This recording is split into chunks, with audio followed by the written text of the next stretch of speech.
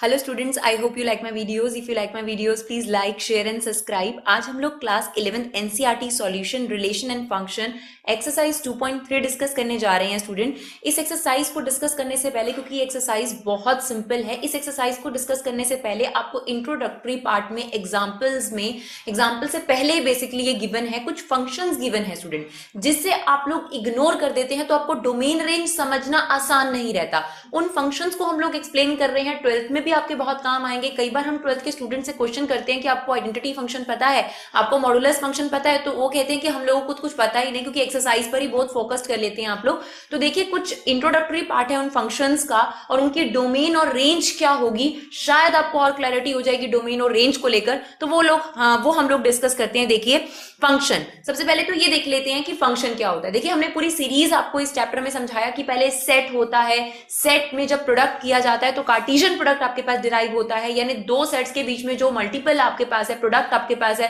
That is known as Cartesian product. Order बहुत matter करता है कार्टेशियन प्रोडक्ट में, कि ए क्रॉस बी किया है या बी क्रॉस ए किया है, ऑर्डर्ड पेयर आपके पास आ जाते हैं। फिर रिलेशन होता है, जो रिलेशन होता है वो उस ऑर्डर्ड पेयर में एक्स और वाई में कुछ रिलेशन आपका एस्टेब्लिश कर देता है, और कुछ ही चीजें उसमें से ली जाती हैं। जो रिलेशन आपके पास होता है वो कार्टेशियन प्रोडक्ट का सबसेट भी हो सकता है और इक्वल भी हो सकता है उसके, लेकिन उससे बियॉन्ड नहीं जा सकता।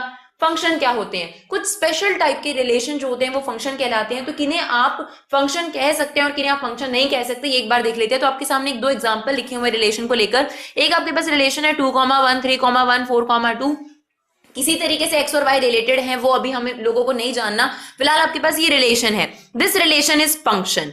बट सेकंड आपको गिवन है 1,2, 2,3, 2,4, 4,1, दिस इज नॉट फंक्शन। तो डिफरेंस क्या था जिसकी वजह से हमने फर्स्ट पार्ट को तो फंक्शन बोल दिया, लेकिन सेकेंड पार्ट को हमने फंक्शन नहीं माना? रीजन ये है स्टूडेंट, ध्यान से सुनिएगा, this is known as pre image या डोमेन। डोमेन रिपीट नहीं हो सकती, यानी हर को डोमेन की, यानी हर रेंज की आपके पास डोमेन या प्री इमेज यूनिक होनी चाहिए, यानी एक ही हो सकती है। अगर ये डोमेन रिपीट करेगी तो वो रिलेशन मेयर रिलेशन है, it can not become a function. अब आप ऊपर देखेंगे तो 2 आपके पास यूनिक है, 3 यूनिक है, 4 यूनिक है। हम किसकी बात कर रहे हैं? आपसे डोमेन के। कंफ्यूज नहीं होना, हम रेंज के रिपीटेशन पर कोई रिस्ट्रिक्शन नहीं लगा रहे हैं, हम सिर्फ इतना कह रहे हैं कि डोमेन रिपीट नहीं होनी चाहिए। यानी 2,1 नेक्स्ट जो है वो 2,3 या 2,4 अगर हो गया तो वो रिलेशन सिर्फ रिलेशन रह जाएगा, वो फंक्शन नहीं बन सकता। Is it okay? तो आई होप आप लोगों को क्लियर हो गया कि एक रिलेशन जो है वो फंक्शन कब कहलाता है। फंक्शन कहलाने के लिए जरूरी है कि उस रिलेशन की जो डोमेन है वो रिपीट नहीं होनी चाहिए, या फिर हम ये कह सकते हैं कि रेंज के लिए हर डोमेन यूनिक होनी चाहिए, यानी डिफरेंट होनी चाहिए, डोमेन रिपीट नहीं हो सकती। तो कुछ फंक्शन है स्टूडेंट, उन्हें देखते हैं, उनको समझते हैं और उनकी डोमेन रेंज के बारे में थोड़ा सा डिस्कस करते हैं। तो देखिए, पहला फंक्शन आपके पास है identity function. Now identity function is equal to fx equal to x. fx means function of x, that means this is dependent on x. fx can be written as y. तो this is your identity function. why it is called identity function? क्योंकि आप देखिए, अगर x की value आप 0 रखेंगे तो y की वैल्यू 0, x की वैल्यू 1 रखेंगे तो y की वैल्यू 1, x की वैल्यू -1 रखेंगे तो y की वैल्यू -1, √2 रखेंगे तो √2 आ जाएगी, 1/2 रखेंगे तो 1/2 आ जाएगी। तो ये अपनी आइडेंटिटी मेंटेन कर रहा है। लाइक जो आप x की वैल्यू रख रहे हो वही सेम आइडेंटिटी किसकी है, सेम सिमिलर सी चीज किसकी आ रही है, y की। तो this is known as your identity function. अब डोमेन और रेंज बेसिकली होता क्या है? डोमेन होता है कि आप x की क्या वैल्यूज रख सकते हो जिससे y इमेजिनरी ना आए। इमेजिनरी मींस आयोटा या फिर इंफिनिटी ना आए। ये दो कंडीशंस बस आपने ध्यान रखनी है, यही डिस्क्राइब कर देती हैं आपको डोमेन।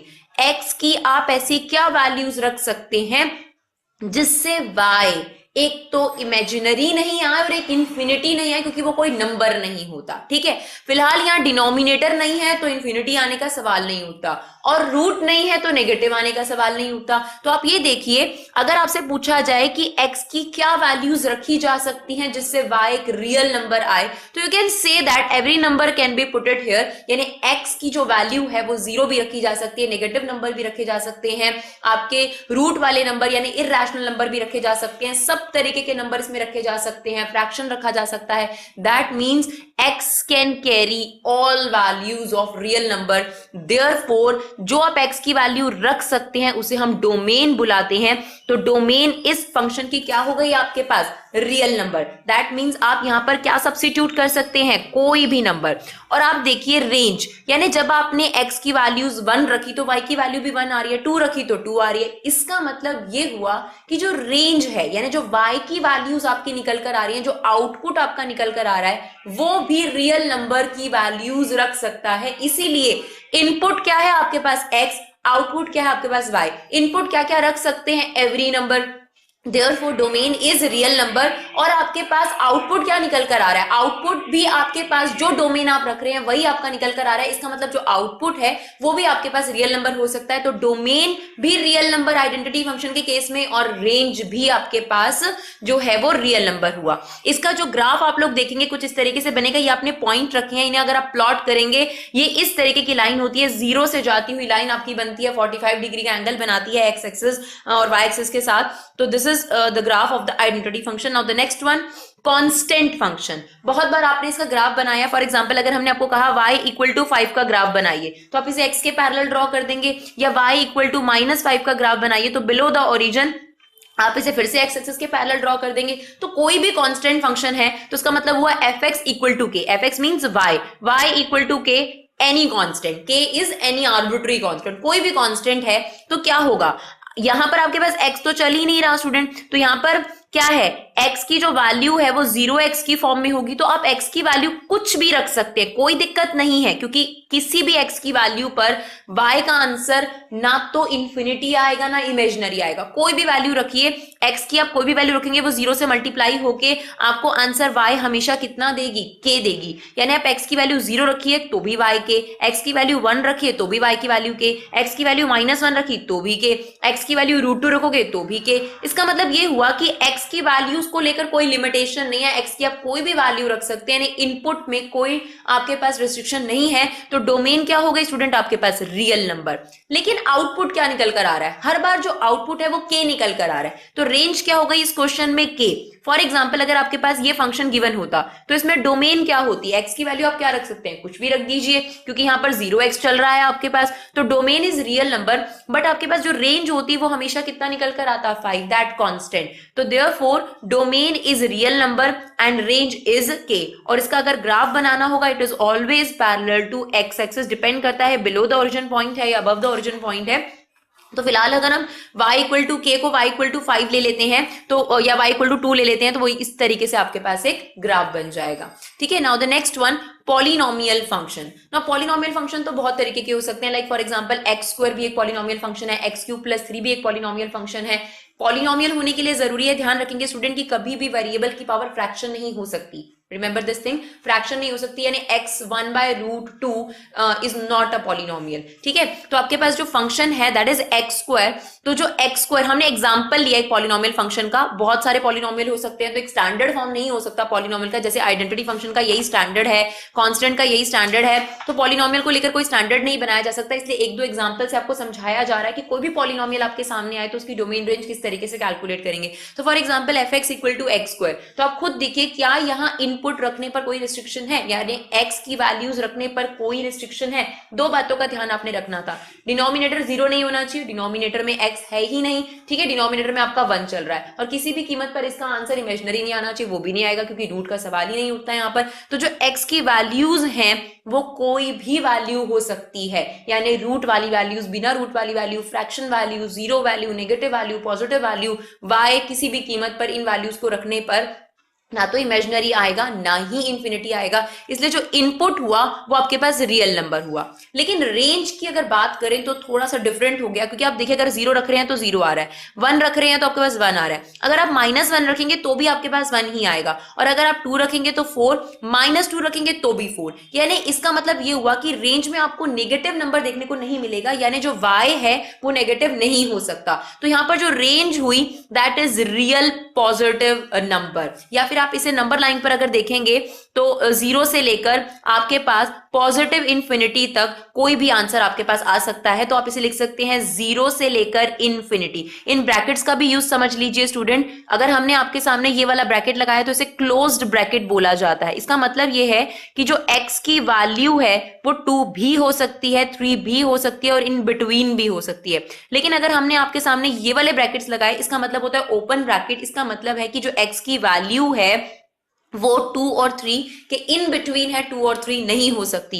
एंड अगर हम इस तरीके से ये ब्रैकेट लगा रहे हैं तो इसका मतलब ये हुआ कि x की वैल्यू 2 हो सकती है, 3 नहीं हो सकती और 2 और 3 के इन बिटवीन होगी। तो आप इसी चीज को, रियल प्लस को ऐसे भी लिख सकते थे कि 0 से लेकर इन्फिनिटी, इन्फिनिटी कोई नंबर नहीं होता इसलिए हमेशा एक्सक्लूड रखा जाता है। तो 0 हो सकती है इसकी वैल्यू और 0 से इन्फिनिटी के बीच में कोई भी वैल्यू हो सकती है। तो दोनों डिनोमिनेशन जो है वो करेक्ट है आपके पास। आई होप आपको पॉलिनोमियल का फर्स्ट पार्ट क्लियर हुआ हो। एक और एग्जांपल हम लोगों ने पॉलिनोमियल का लिया। फॉर एग्जांपल आपके पास एक पॉलिनोमियल है y equal to x cube. अब आप x की वैल्यूज रखिए तो x की वैल्यूज को रखने में कोई लिमिटेशन नहीं, आप कोई भी वैल्यू रख सकते हैं। अगर देखिए यही आपके पास, अभी हम रैशनल नंबर की बात करेंगे तो अगर कुछ और तरीके का पॉलिनोमियल होगा तो क्या रिस्ट्रिक्शंस हो जाती हैं। तो एक्स क्यूब आपके पास गिवन है, तो अगर आप x की वैल्यू की यहाँ बात करेंगे तो कोई भी वैल्यू, 0 भी रख सकते हैं, नेगेटिव भी रख सकते हैं, पॉजिटिव भी रख सकते हैं, क्योंकि किसी भी वैल्यू पर y जो है इमेजिनरी नहीं आ रहा और ना ही इंफिनिटी आ रहा है। तो y x की किसी वैल्यू को लिमिट नहीं कर रहा, x में कोई भी वैल्यू रखी जा सकती है। इसका मतलब जो डोमेन है वो आपके पास रियल नंबर है। और अगर हम रेंज की बात करें तो आप देखिए y की वैल्यू 0 भी आ सकती है, y की वैल्यू नेगेटिव भी आ सकती है, क्योंकि अगर आप -1 रखेंगे तो y की वैल्यू नेगेटिव भी आ गई, और y की वैल्यू, अगर आप x की वैल्यू 1/2 रखेंगे तो y की वैल्यू फ्रैक्शन भी आ रही है। अगर आप x की जगह √2 रखेंगे तो y की वैल्यू 2√2 आ जाएगी। यानी देखा जाए पॉजिटिव भी आ रहा है आउटपुट, नेगेटिव भी आ रहा है आउटपुट, 0 भी आ रहा है आउटपुट, रैशनल नंबर भी आ रहे हैं, इरैशनल नंबर भी आ रहे हैं। तो देखा जाए तो जो रेंज है यानी जो आउटपुट है वो भी आपको रियल नंबर्स में से कोई भी नंबर मिल सकता है।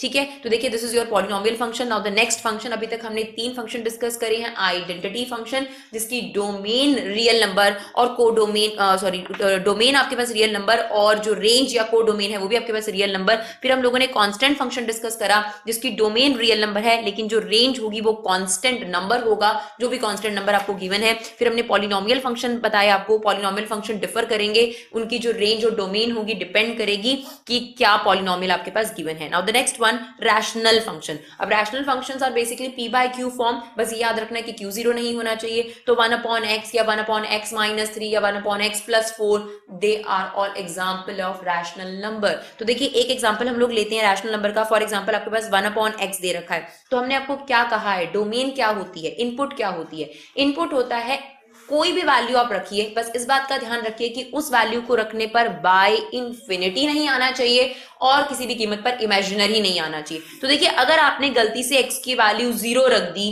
तो जो y है आपके पास वो इंफिनिटी हो जाएगा। इसका मतलब x या कोई भी वैल्यू रख सकते हो एक्सेप्ट 0, और किसी वैल्यू से दिक्कत नहीं। आप -1 रखेंगे तो आंसर -1 आ रहा है, अगर आप 2 रखेंगे 1/2 आ रहा है, कोई दिक्कत नहीं है किसी भी आंसर से। इसका मतलब जो इनपुट है यानी जो डोमेन है वो आप क्या रख सकते हैं, यानी जो x की वैल्यूज हैं वो आप क्या रख सकते हैं, रियल नंबर एक्सेप्ट 0। और देखिए जो इसका आंसर है वो किसी कीमत पर 0 नहीं आएगा। आप खुद देखिए जो y का आंसर है, क्योंकि 1/x है तो 1 अगर ऊपर लिखा हुआ है तो आपको पता है कि जब न्यूमिनेटर 0 होता है तभी आपका आंसर 0 होता है। 0 upon something is 0 and something upon 0 is not defined. तो ऊपर तो आपका किसी भी कीमत पर 0 नहीं है, 1 आपकी पहले से फिक्स नंबर है, तो 0 आंसर इसका नहीं आ सकता। बाकी नेगेटिव आंसर भी आ सकते हैं, पॉजिटिव आंसर भी आ सकते हैं, रैशनल भी आ सकते हैं, इरैशनल भी आ सकते हैं। अगर आप एक बार ट्राई करके देखेंगे तो इसका मतलब जो रेंज हुई वो रियल नंबर आ सकती है एक्सेप्ट 0। इस तरीके से बहुत सारे रैशनल नंबर के आपके पास एग्जांपल हो सकते हैं। फॉर एग्जांपल ये एक रैशनल नंबर हमने आपको बताया,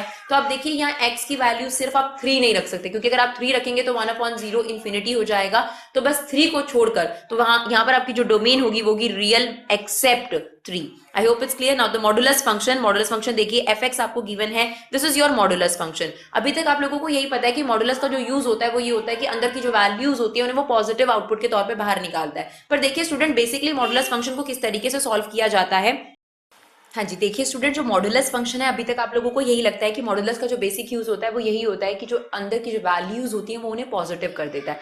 लेकिन इसके पीछे एक रीजन होता है कि जो मॉडुलस होता है उसके दो ब्रेक किए जाते हैं। क्या ब्रेक होते हैं वो हम देखते हैं।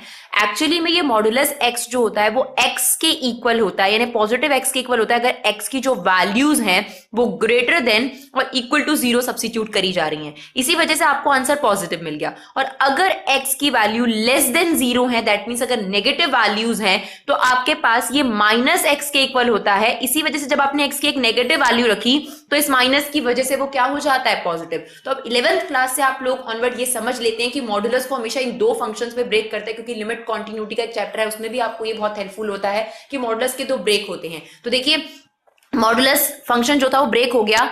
F x equal to x, condition ये कि एक्स की वैल्यू ग्रेटर देन 0 होनी चाहिए। एफ एक्स यानी y equal to minus x, जहां पर एक्स की वैल्यू लेस देन 0 होनी चाहिए आपके पास। तो आप देखिए, अगर आप टेबल में वैल्यू सब्स्टिट्यूट करेंगे तो आपको डोमेन रेंज बड़े आराम से क्लियर हो जाएगा। अगर आप देखेंगे कि जो एक्स की वैल्यू यहाँ 0 रख रहे हैं तो आपके पास वाई का आंसर 0 आ रहा है। एक्स की वैल्यू अपने ग्रेटर देन 1 रखनी है, ग्रेटर देन 0 रखनी है यहाँ पर। तो अगर आपने 1 रखा तो 1 आ रहा है, 2 रखा तो 2 आ रहा है, 3 रखा तो 3 आ रहा है। तो इसका मतलब ये है कि आपके पास यहाँ एक्स की जो वैल्यूज हैं वो 0 और 0 से बड़ी रखी जा सकती है, और जो रेंज आ रही है वो पॉजिटिव आ रही है। अब यहां देखिए, जो एक्स की वैल्यू है वो अपने लेस देन 0 रखनी है। लाइक -1 अगर आपने रखा तो आपका आंसर 1 आ रहा है, और अगर आपने -2 रखा तो 2 आ रहा है, -3 रखा तो 3 आ रहा है। तो आप देखिए, डोमेन को लेकर कोई लिमिटेशन नहीं है, क्योंकि डोमेन में सब कवर कर लिया है इसने। अगर हम नंबर लाइन पे देखें, अगर हम पूरे फंक्शन की बात करें, क्योंकि हमने इसे स्प्लिट किया, बट वैसे तो हमसे मॉडुलस फंक्शन की डोमेन रेंज मांगी गई है।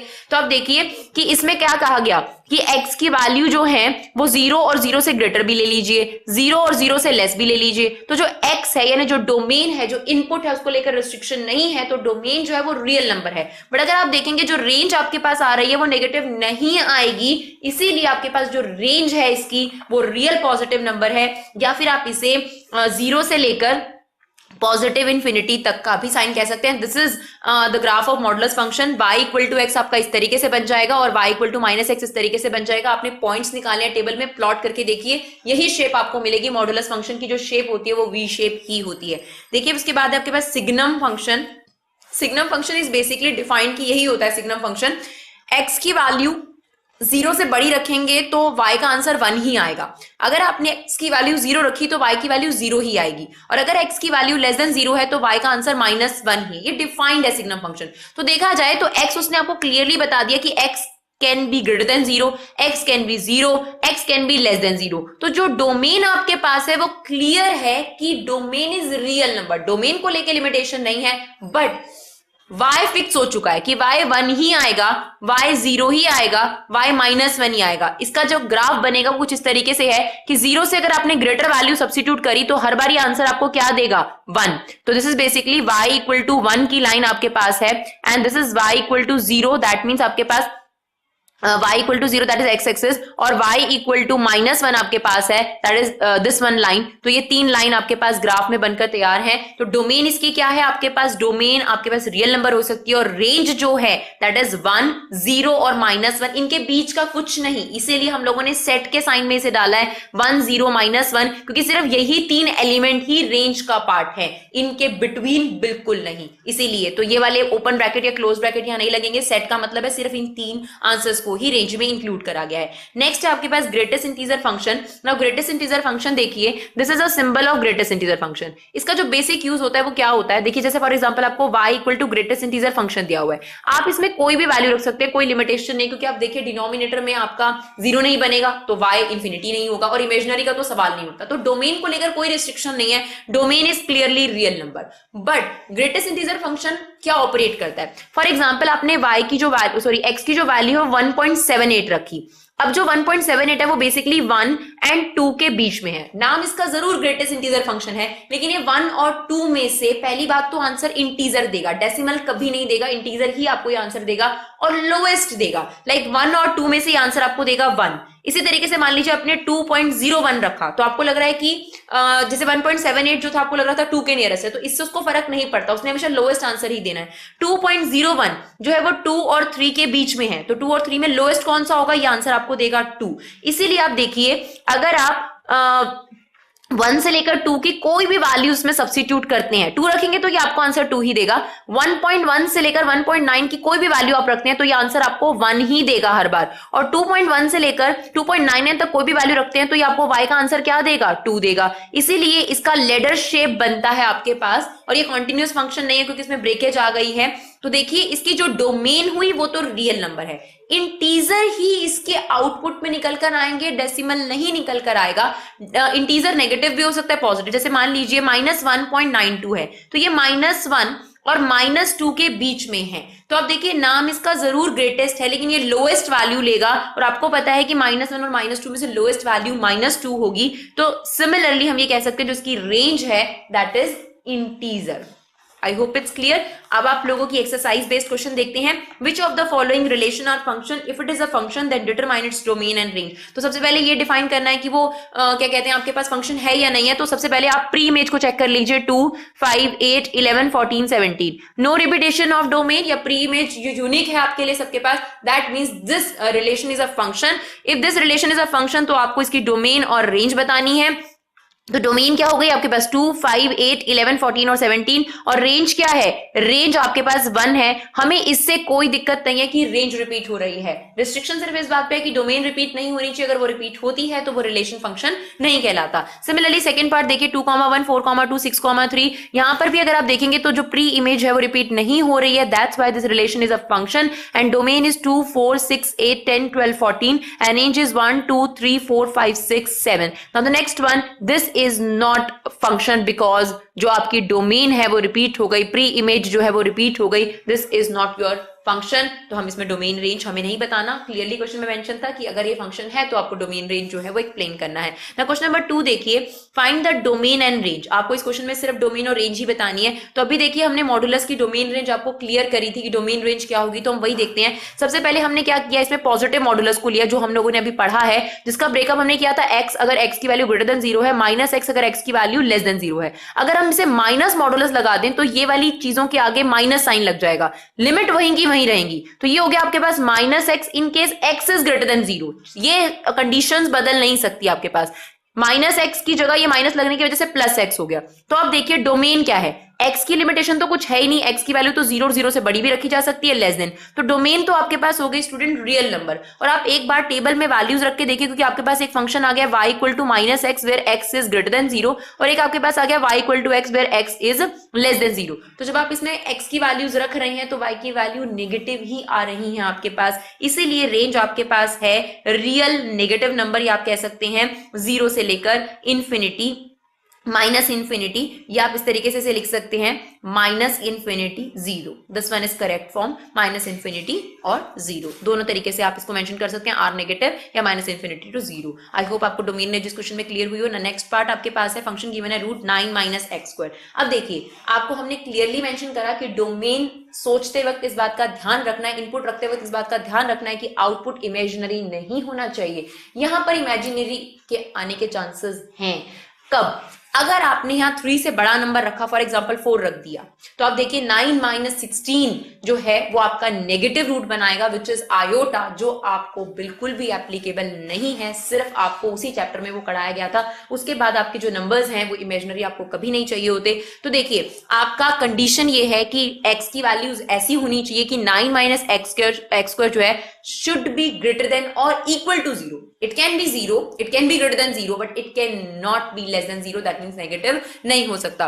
तो अगर आप आर्बिट्री बेसिस पे एक बार ट्राई करके देखें कि इसकी क्या वैल्यूज हो सकती है, तो देखिए आप अगर 0 रखते हैं, अगर आप 0 रखते हैं तो आपका आंसर आ रहा है 3। अगर हम इसे टेबल में ट्राई करने के लिए कोशिश करें तो देखिए x की वैल्यू अगर आप 0 रखते हैं तो y का आंसर आपके पास 3 आ रहा है। अगर आप 1 रखते हैं तो ये आ जाएगा आपके पास √8। अगर आप -1 रखते हैं तो भी आपके पास √8 आ जाएगा। 2 रखेंगे 4 तो ये आपके पास √5 आ जाएगा। अगर आप 3 रखेंगे तो इस आंसर इज 0।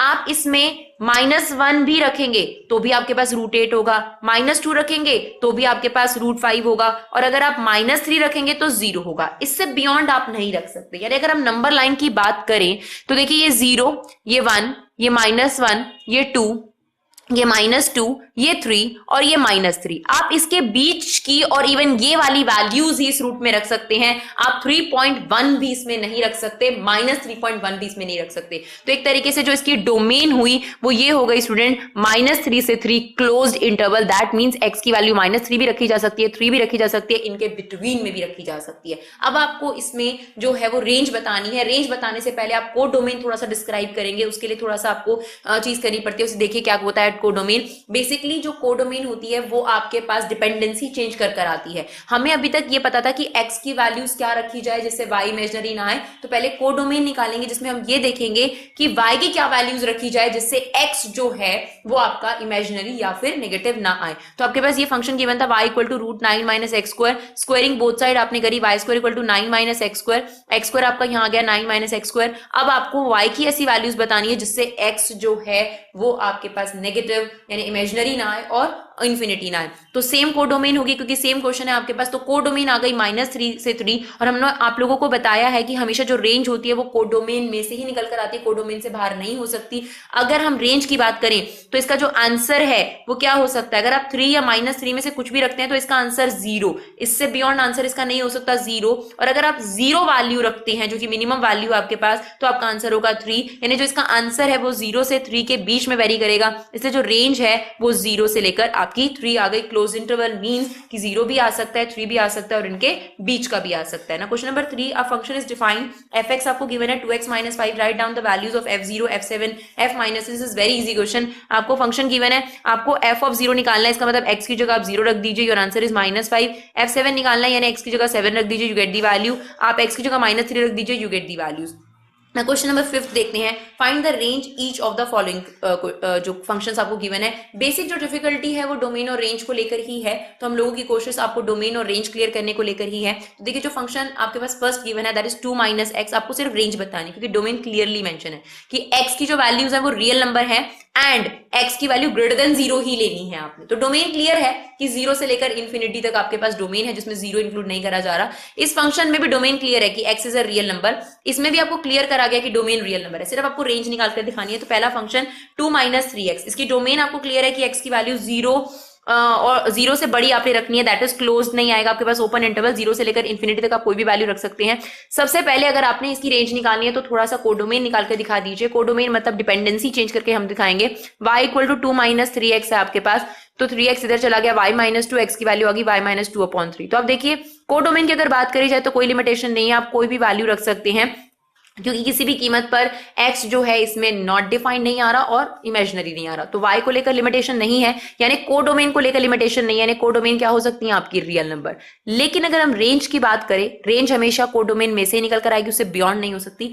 आप यहां देखिए कि अगर आप x की वैल्यूज 0 से लेकर इंफिनिटी तक रखते हैं तो इसका आंसर क्या आएगा। आप देखिए 0 तो आप रख नहीं सकते, 0 से अगर आप बड़ा रखते हैं, जैसे फॉर एग्जाम्पल आपके पास 0.5 आ गया आपके पास, दैट इज 1/2 अगर आप रखते हैं तो आपका आंसर क्या आएगा। 1 रखते हैं तो आपका आंसर क्या आएगा, 2 रखते हैं तो आपका आंसर क्या आएगा। तो इसका जो आंसर है मिनिमम आंसर आपके पास 2 हो सकता है, क्योंकि अगर आप x की वैल्यू 0 रखते हैं तो मिनिमम आंसर आपके पास 2 हो सकता है। दैट मीन्स जो इसका आंसर है वो 2 से लेकर वेरी करेगा। आप 0 रखेंगे ही नहीं, देखिए 0 से बड़ी वैल्यूज रख सकते हैं, इसलिए यहां पर आंसर 2 नहीं हो सकता क्योंकि 0 से ग्रेटर आपको अलाउ है, 0 नहीं अलाउ, तो 0 नहीं रख सकते। 0.1 भी अगर आप रखेंगे तो 2 पॉइंट समथिंग आपके पास आंसर आ जाएगा, यानी जो इसका आंसर है वो 2 से लेकर -इंफिनिटी के बीच में कुछ भी आ सकता है, क्योंकि जैसे जैसे आप वैल्यूज बढ़ाते जाएंगे इसका आंसर आपके पास नेगेटिव आता जाएगा। तो रेंज आपके पास -इंफिनिटी से 2, open bracket. Now the next one, x² + 2, इसकी डोमेन आपको क्लियर था, रियल नंबर है। अगर आप x की इसमें आप पहले कोडोमेन निकाल लीजिए, that is y - 2 equal to x², तो x इक्वल टू y - 2। आप खुद देखिए कोडोमेन क्या है, आप यहाँ y की कोई भी ऐसी वैल्यूज नहीं रख सकते जिससे x जो है वो इमेजिनरी आ जाए। यहाँ पर अलाउ क्या है, आप 2 रख सकते हैं, 2 से बड़ा रख सकते हो। तो कोडोमेन आपके पास क्या हो गई, 2 से लेकर इंफिनिटी। और क्लोज का मतलब ये कि आप 2 भी रख सकते हैं, इंफिनिटी मतलब आप इंफिनिटी नहीं रख सकते, और 2 इंफिनिटी के बीच में तो है ही। रेंज क्या है, रेंज आप इधर आकर चेक कर सकते हैं। आप देखिए डोमेन क्या है आपके पास, डोमेन है आपके पास रियल नंबर, यानी आप कोई भी वैल्यूज रख सकते हैं। तो अगर आप कोई भी वैल्यू रख सकते हैं, बट इसका आंसर क्या होगा, अगर आपने x की वैल्यू 0 रखी तो y का मिनिमम आंसर क्या हो सकता है, 2। अगर आपने 1 रखा तो भी इसका आंसर 3 आएगा, -1 रखा तो भी इसका आंसर 3 आएगा। नेगेटिव नहीं आ सकता इसका आंसर, क्योंकि एक्स स्क्वायर की वजह से नेगेटिव नंबर पॉजिटिव हो जाएगा और उसको +2 अगर आप करेंगे तो 100% आपको पॉजिटिव आंसर ही देगा। तो इसकी जो रेंज थी वो कोड डोमेन जैसी ही है, जितनी ही है, यानी 2 से लेकर इन्फिनिटी आपकी जो है रेंज हो गई। नेक्स्ट जो लास्ट पार्ट है आपका, उसमें आपसे पूछा गया है कि f x equal to x. तो हम लोग आपको डिस्कस कर चुके हैं कि एक आइडेंटिटी फंक्शन है, और अगर आप एक्स की वैल्यूज यहाँ पर रियल नंबर रख सकते हैं तो जो आपकी रेंज है वो भी यहाँ पर आपके पास रियल नंबर है। Thank you so much guys.